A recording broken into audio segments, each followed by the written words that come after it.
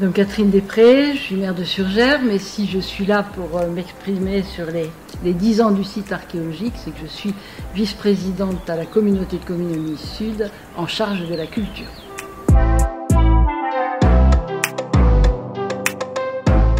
Alors bon, je suis élue depuis un certain nombre d'années et du coup j'ai entendu parler du site dès 2008, quand il a été découvert, quand les premiers coups de pioche pour commencer le lotissement à Saint-Saturnin-du-Bois se sont heurtés à des fouilles et à des vestiges archéologiques.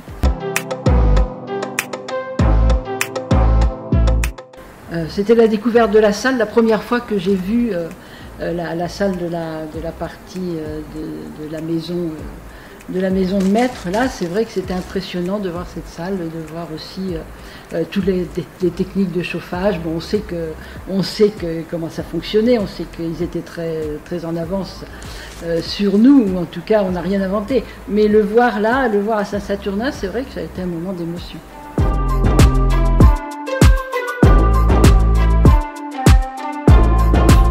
La dynamique, alors ça a stimulé je crois que ça a stimulé l'envie de connaître, ça a stimulé les élèves aussi, hein, ça a été important au niveau scolaire.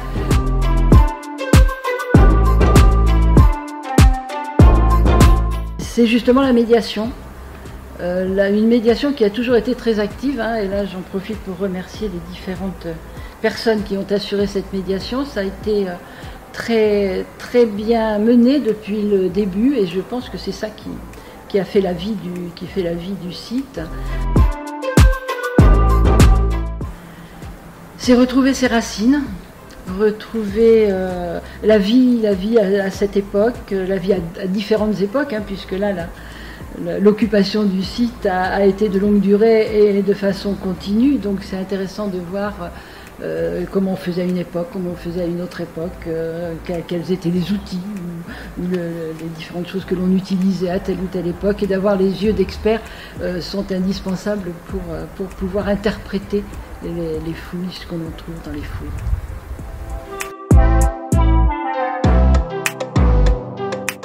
Dans 10 ans, je le vois, j'espère qu'il va continuer à évoluer de cette façon-là, et il n'y a pas de raison que ça n'évolue pas comme ça, mais je le vois vraiment sous forme d'un jardin archéologique.